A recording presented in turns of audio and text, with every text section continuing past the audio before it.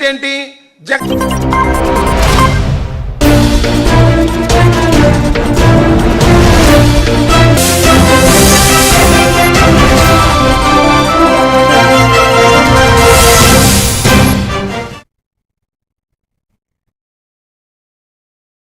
చూస్తే జూబ్లీహిల్స్ ఉప ఎన్నికల్లో నిరుద్యోగ జేఏసీ నేతలు కాంగ్రెస్ పార్టీపై తీవ్ర విమర్శలు చేశారు. యువతను మోసం చేస్తున్నారని, నిరుద్యోగులను అణగదొక్కుతున్నారని ఆరోపించారు. నిరుద్యోగులు తలుచుకుంటే మీ పార్టీ భూస్థాపితమవుతుందంటూ హెచ్చరించారు. ఉద్యోగ భరోసా ఇవ్వాలని కాంగ్రెస్ ను ప్రజలు తిరస్కరించాలని పిలుపునిచ్చారు. యువతకు న్యాయం చేయకపోతే రాబోయే ఎన్నికల్లో కాంగ్రెస్ చరిత్ర అవుతుందని హెచ్చరించారు. ఇప్పుడు తలుచుకుంటే ఉస్మానియా మొత్తం నుంచొని పోటీ చేయడానికి సిద్ధంగా ఉన్నాం. అలాగే ఉస్మానియా యూనివర్సిటీ నుంచి వచ్చిన ఎర్రగడ్డలో మా జేఏసీ ఉద్యమ నాయకుల్ని కొట్టడం జరిగింది. బిడ్డ చూసుకుంటూ ఒకటే చెప్తున్నాం, ఈ రేవంత్ రెడ్డి జాబ్స్ ఇస్తానని చెప్పి మాకు మోసం చేసిండు. 2 లక్షల ఉద్యోగాలు ఒక సంవత్సరంలోనే ఇస్తానని చెప్పిండు. ఇప్పటికొచ్చి ఆ జాబ్స్ పత్తా లేకుండా పోయింది. అట్లనే జీవో 29 రద్దు చేసి ఇప్పుడే జీవో 50 ప్రకారం మాకు ఈ ఎగ్జామ్ నిర్మించాలని కోరుతున్నాం. ఒకటే చెప్తున్నాం, మా జేఏసీ తరఫున మేము ప్రతి ఇంటికి బరాబర్ ప్రచారం చేస్తాం కాంగ్రెస్ పార్టీకి ఓటేయద్దని చెప్పి. చూసుకుంటే ఎన్నో మోసాలు చేసింది. ఆ నిరుద్యోగులు కానీ, రైతులు కానీ, మహిళలు కానీ ప్రతి ఒక్కరికి మోసం చేసింది. బిడ్డ మా నిరుద్యోగులతో పెట్టుకుంటే మాత్రం నీ పుట్టుకథలు లేకుండా చేస్తాం. నువ్వు రౌడీయిజం చేస్తా అనుకుంటే మాత్రం మా జేసీ చూసి ఊరుకునేది లేదు. మా నిరుద్యోగులతో పెట్టుకుంటే మాత్రం నువ్వు ఎట్లుంటావు మాకే తెలుసు. జూబ్లీహిల్స్ ఎన్నికల ప్రచారంలో బీఆర్ఎస్, బీజేపీ మధ్య సీక్రెట్ డీల్ ఉందని రాజకీయ వర్గాలు ఆరోపిస్తున్నాయి. బీజేపీ ప్రాధాన్యత లేని అభ్యర్థిని నిలబెట్టి బీఆర్ఎస్ కు లాభం చేకూర్చిందని ఆరోపణలున్నాయి. పార్లమెంట్ ఎన్నికల్లో కూడా బీఆర్ఎస్ మద్దతుతో బీజేపీ 8 సీట్లు గెలిచిందని ఆరోపించారు. కేటీఆర్ 5,000 తీసుకుని ఓటేయమని చెప్పడం ప్రజాస్వామ్యానికి విఘాతమని విమర్శించారు. ఎన్నికల సంఘం తక్షణమే విచారణ జరిపి చర్యలు తీసుకోవాలని కాంగ్రెస్ నేతలు డిమాండ్ చేశారు.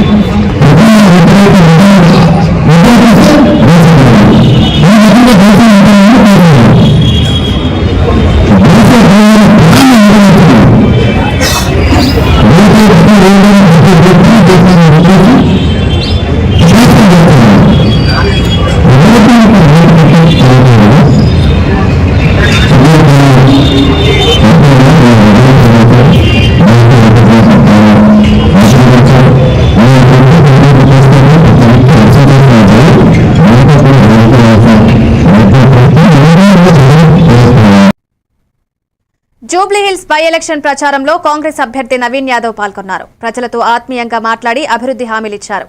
ఈ సందర్భంగా సినీ నటుడు సుమన్ నవీన్ యాదవ్ కు మద్దతుగా ప్రచారం చేశారు. కాలనీ వాసులు, బస్తీ ప్రజలు ఉత్సాహంగా స్పందించారు. ప్రచారంలో స్థానిక నాయకులు, కాంగ్రెస్ కార్యకర్తలు, అభిమానులు పాల్గొన్నారు.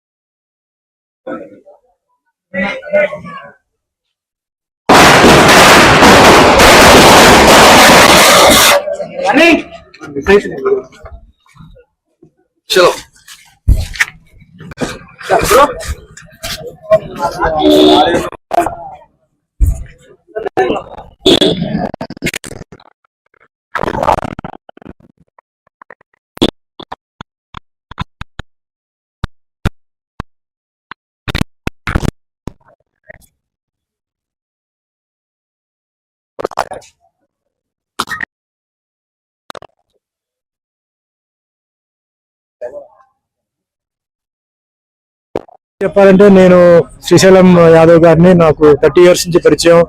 సో మేమంతా ఫ్యామిలీ ఫ్రెండ్స్.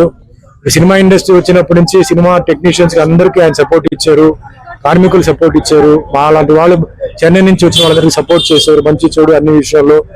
అండ్ కొడుకు ఏంటంటే ఆయనతో పాటు సోషల్ సర్వీస్ లో తిరిగిన మనిషి. సో తండ్రిని చూశాడు, ఎప్పుడు ఆఫీస్ దగ్గర ఒక 50 మంది అంటే కులానికి మతానికి సంబంధం లేకుండా హెల్ప్ చేసిన మనిషి. సో ఆ పొలిటికల్ ఏదైతే ట్రైనింగ్ ఉందో చిన్న వయసు నుంచి ఉంది.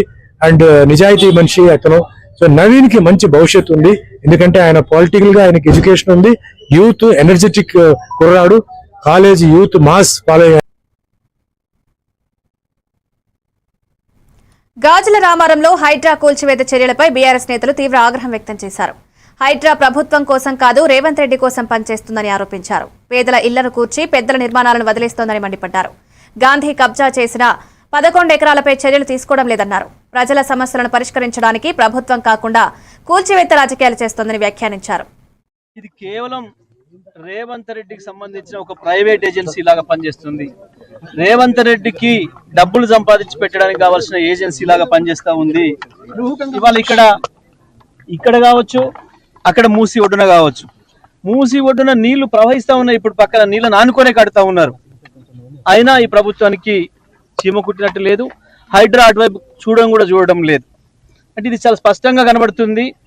ఈ ప్రభుత్వం పెద్దవాళ్ళ కొరకే, ఉన్న వాళ్ళ కొరకే తప్ప ఈ ప్రభుత్వం పేదల కొరకు కాదు అనేది చాలా స్పష్టంగా కనబడుతుంది. హైదరాబాద్ నలుమూలలో ఎటువైపు చూసినా కేసీఆర్ కట్టించిన లక్షలాది ఇండ్లు కనబడుతూ ఉన్నాయి, డబుల్ బెడ్రూమ్ల ఇండ్లు. కానీ ఇవాళ మధ్యలో చూస్తే రేవంత్ రెడ్డి కూలగొట్టిన ఇండ్లు కనబడతా ఉన్నాయి, కూలగొట్టి శ్మశానంగా చేసిన పేదల బతుకులు కనబడతా ఉన్నాయి. కేసీఆర్ పాలనకు రేవంత్ రెడ్డి పాలనకు తేడా ఇది. కేసీఆర్ 10 ఏళ్లలో నిర్మాణం చేస్తే రేవంత్ రెడ్డి 2 ఏళ్లలో మొత్తం కూలగొట్టి నాశనం చేసిపోయాడు. ఇవాళ రాష్ట్ర భవిష్యత్తుని అంధకారం చేస్తూ ఉన్నాడు, పేదల భవిష్యత్తును అంధకారం చేస్తూ ఉన్నాడు. కేవలం తనకు అవసరమైన, తన రాజకీయ పరపతికి అవసరమైన, తన పదవిని నిలబెట్టుకోవడానికి కావలసిన పని మాత్రమే చేస్తున్నాడు. ఇవాళ బీఆర్ఎస్ నుంచి గెలిచి కొనుక్కున్న వాళ్ళకు ఈ రకమైన నజరానాలు ఇస్తున్నాడు, ఈ రకంగా కాపలా కాస్తున్నాడు. ఆయన సొంత పార్టీలో ఉన్న మంత్రులకు కాపలా కాస్తున్నాడు. ఇది ఇవాళ ఇంకా నిస్సిగ్గుగా నిన్న మొన్న జూబ్లీహిల్స్ నియోజకవర్గానికి వచ్చి మాట్లాడుతున్నాడు. అక్కడ పేదల్ని భయపెట్టిస్తున్నాడు. మీరు ఓట్లు వేయకపోతే మీ పెన్షన్లు ఉండవు, మీరు ఓట్లు వేయకపోతే మీ షాదీ ముబారక్ రాదు, మీకు ఓట్లు లేకపోతే ఫ్రీ బస్సు ఉండదు, మీకు ఓట్లు లేకపోతే బియ్యం ఇయ్యను, ఈ రకంగా మాట్లాడుతున్నాడు. రేవంత్ రెడ్డి అబ్బసొత్తు కాదు, ఆపడానికి రేవంత్ రెడ్డికి ఏమీ లేదు. ప్రజలు ఒక్కసారి తిరుగుబాటు చేస్తే పక్కన చూస్తున్నాం, ఇప్పటికే 2-3 దేశాల అధ్యక్షులనే తరిమి కొట్టిండ్రు. కేవలం పోలీసులను పెట్టుకొని నేను ఇంత మంచి పద్ధతిగా ప్రభుత్వం రక్షణ ఇచ్చి.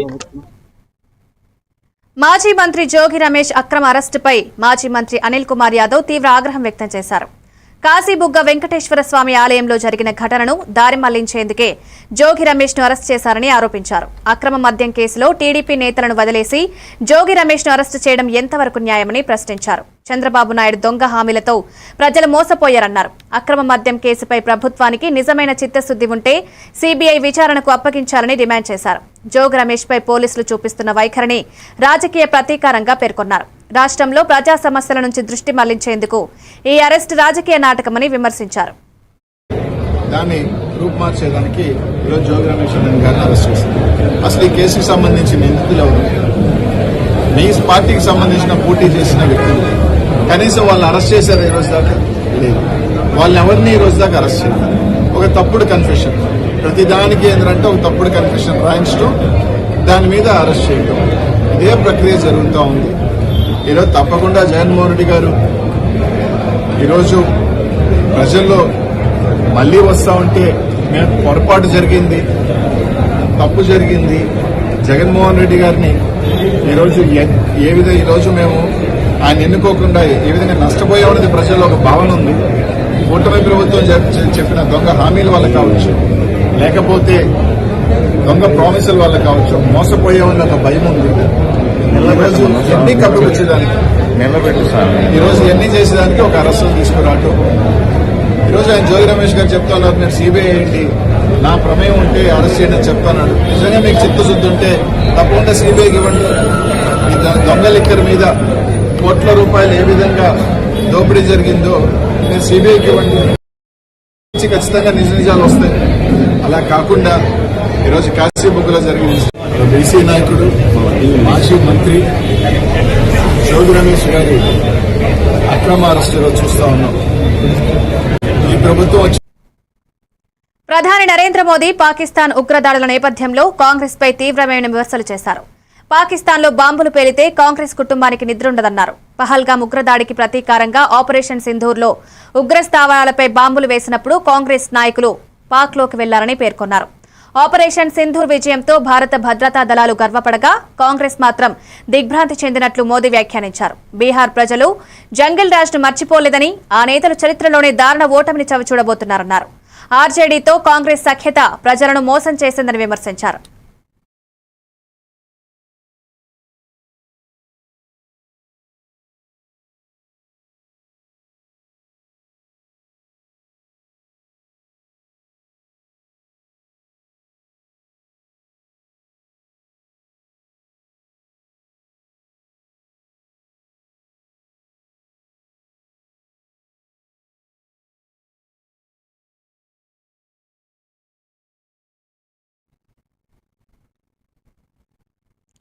ఎంపీ చామల కిరణ్ కుమార్ రెడ్డి కేటీఆర్పై తీవ్ర వ్యాఖ్యలు చేశారు. జూబ్లీహిల్స్ ఉప ఎన్నికల్లో ఓట్లు దండుకోవడం కోసం హైడ్రాను భూతంలా చూపిస్తున్నారన్నారు. 10 సంవత్సరాల బీఆర్ఎస్ పాలనలో చెరువులు, నాలాలపై కబ్జాలు జరిగినప్పుడు ఎటువంటి చర్యలు తీసుకోలేదని విమర్శించారు. ఇప్పుడు ప్రజల మద్దతు కోసం తప్పుడు ప్రచారం చేస్తున్నారని ఆరోపించారు.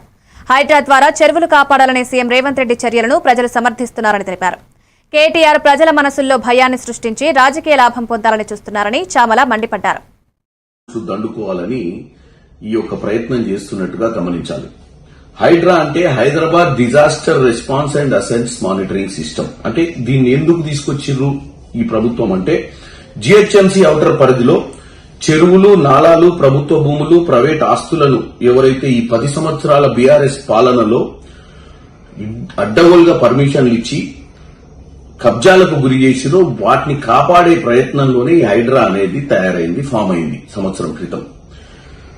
హైదరాబాద్ లోనే కాదు, తెలంగాణలో 75% చెరువులు, నాలాలకు కబ్జాకు గురైనట్టు సెంట్రల్ గవర్నమెంట్, కేంద్ర జలశక్తి మంత్రిత్వ శాఖ ఒక నివేదికనిచ్చింది. అంటే గత పాలకుల చేతిలో అసమర్థత వల్లనో, అధికారుల అసమర్థతలను చాలా వరకు చెరువులు కబ్జా అయినాయి. ముఖ్యంగా హైదరాబాద్ లో ఈరోజు 600 పైచిలకు చెరువులు ఉంటే, ఈ బీఆర్ఎస్ హయాంలో దగ్గర 44 చెరువులు మొత్తమే మాయమైపోయింది. భారత అంతరిక్ష పరిశోధన సంస్థ ఇస్రో మరో చారిత్రక విజయాన్ని నమోదు చేసింది. LVM-3 M5 రాకెట్ ద్వారా CMS-3 ఉపగ్రహాన్ని విజయవంతంగా కక్షలోకి ప్రవేశపెట్టింది. 4410 కిలోల బరువున్న ఈ ఉపగ్రహాన్ని కేవలం 16.09 నిమిషాల్లో ఆర్బిట్లోకి పంపడం విశేషం. ఇది భారత్ ఇప్పటివరకు పంపిన అతి భారీ కమ్యూనికేషన్ ఉపగ్రహంగా గుర్తింపు పొందింది. ఈ విజయంతో భారత శాస్త్రవేత్తల ప్రతిభకు మరోసారి ప్రపంచవ్యాప్తంగా ప్రశంసలు లభించాయి. చంద్రయాన్-3 విజయానికి తర్వాత ఇస్రో అడుగులు అంతరిక్ష రంగంలో కొత్త శకానికి నాంది పలికారని ఇస్రో చైర్మన్ నారాయణన్ తెలిపారు.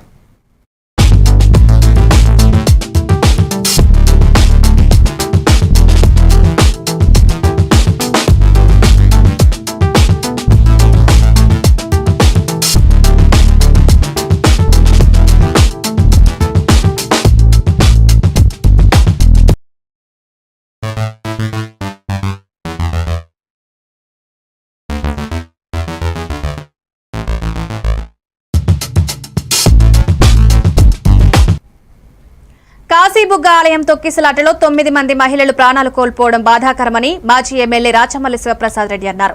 ఇలాంటి సంఘటనలు అప్పుడప్పుడు జరుగుతాయని చంద్రబాబు వ్యాఖ్యానించడం మానవత్వానికి విరుద్ధమని తీవ్రంగా విమర్శించారు. ఈ మరణాలకు కారణం ప్రభుత్వ నిర్లక్ష్యమేనన్నారు. బాధిత కుటుంబాలకు తక్షణ ఆర్థిక సహాయం అందించాలని డిమాండ్ చేశారు. రాష్ట్ర ప్రభుత్వం ఇలాంటి ఘటనలు పునరావృతం కాకుండా ముందస్తు చర్యలు తీసుకోవాలని సూచించారు. అప్పుడప్పుడు జరుగుతుంటాయన్నాడు, దాన్ని మనం ఏం చేయలేమన్నాడు. అటువంటియే చంద్రబాబు నాయుడు ఇంట్లో జరిగి చంద్రబాబు నాయుడు కుటుంబ సభ్యులు ఎవరైనా దేవుని దగ్గరికి చేరితే ఈ మాట ఇంత సులభంగా అనగలుగుతాడా? అప్పుడప్పుడు జరుగుతుంటాయి మామూలే అని కార్తీక మాసం, శనివారము, ఏకాదశి, పవిత్రమైన రోజు. మరి ఈ మరణాలకు కారణం ఎవరు? ప్రభుత్వ నిర్లక్ష్యం కాదా? ఏకకంఠంతో చెప్తున్నారు, ఇది 100కు 100 ప్రభుత్వ నిర్లక్ష్యము. ఏ మాత్రమే కానీ ప్రభుత్వానికి ప్రజల ప్రాణాల పట్ల జాగ్రత్త లేకపోవడం వలన, నిర్లక్ష్య వైఖరి వలన, ప్రభుత్వ వైఫల్యం చేత 9 మంది అకాలమైనటువంటి మరణానికి గురైనారు. ఫ్రీ బస్సు పెట్టినారు కదా అని చెప్పి ఆధార్ కార్డు తీసుకొని ఇట్లా పొయ్యి గుంపులు జాగ్రత్త లేక, ఈ ప్రభుత్వం ఈ ప్రాణాలకు జాగ్రత్త వహించదు, ఈ ప్రాణాల పట్ల వీళ్ళకు భయం లేదు, వీళ్ళ నిర్లక్ష్య ధోరణి వల్ల మన ప్రాణాలు కోల్పోతే, మీరు దూరమైతే మీ బిడ్డలకు కానీ, మీ భర్తకు కానీ, మీ కుటుంబ సభ్యులకు కానీ ఎంత బాధ ఉంటుంది అమ్మలారా.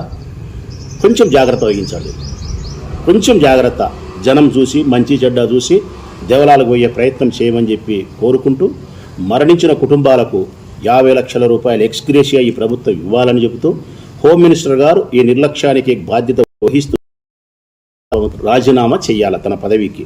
ముఖ్యమంత్రి గారు మరణించిన కుటుంబాలకు, ఈ సమాజానికి క్షమాపణ చెప్పాలి, అబద్ధాలు చెప్పకుండా. ఇది వైఎస్ఆర్ కాంగ్రెస్ పార్టీ డిమాండ్ చేస్తూ ఉంది. మరొకసారి చెప్తా ఉన్నా, ఈ మరణాలకు కారణం ప్రభుత్వమే. అన్యాయంగా మహిళలు 9 మంది మరణించడం అనేది. వ్యక్తిగత పర్యటన నిమిత్తం సీఎం చంద్రబాబు నాయుడు, నారా భువనేశ్వరి లండన్కు వెళ్లారు. లండన్లో తెలుగు కుటుంబాలు వారిని సాదరంగా స్వాగతించాయి. భువనేశ్వరి ప్రతిష్టాత్మక సంస్థ ఐఓడి నుంచి డిస్టింగ్విష్ ఫెలోషిప్ 2025 అవార్డును ఎన్టీఆర్ ట్రస్ట్ మేనేజింగ్ ట్రస్టీ హోదాలో అందుకోనున్నారు. మరొక అవార్డు కూడా అందుకోనున్నారు. ఈ పర్యటనలో స్థానిక తెలుగు సమాజాలతో భేటీలు కూడా నిర్వహించబోతున్నారని సమాచారం.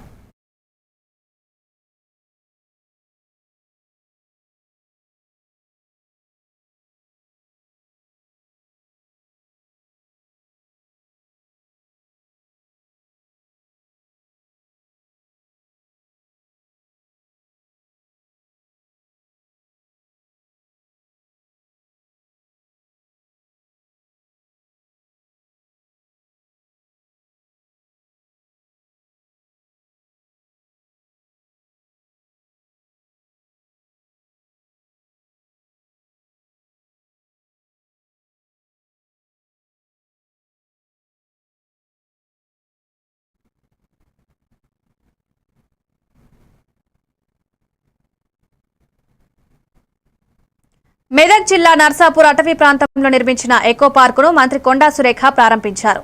MP Raghunandan Rao, MLA Sunitha Reddy, mayor Gadwal Vijayalakshmi పాల్గొన్నారు. ఈ సందర్భంగా ప్రజాప్రతినిధులు క్రికెట్ ఆడుతూ ఉత్సాహంగా గడిపారు. పర్యావరణ పరిరక్షణపై ప్రభుత్వం ప్రత్యేక దృష్టి పెట్టిందని మంత్రి పేర్కొన్నారు. నర్సాపూర్ ఎకో పార్క్ రాష్ట్రానికి తలమానికంగా నిలుస్తుందన్నారు.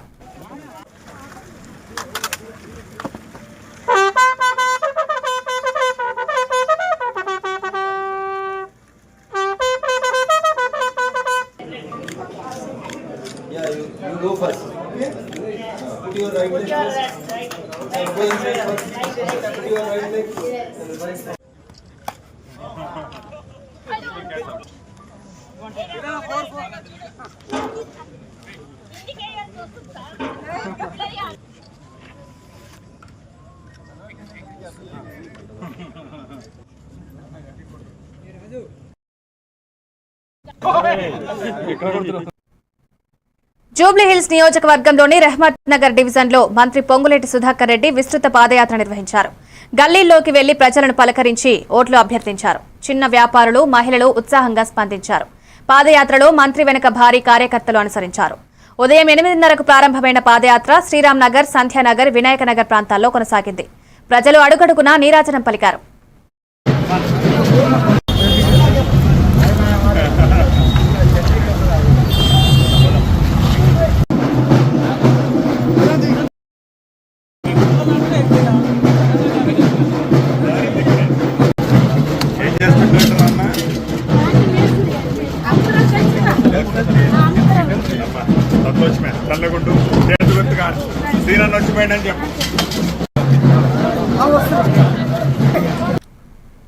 ఇవి updates. Keep watching ever TV news.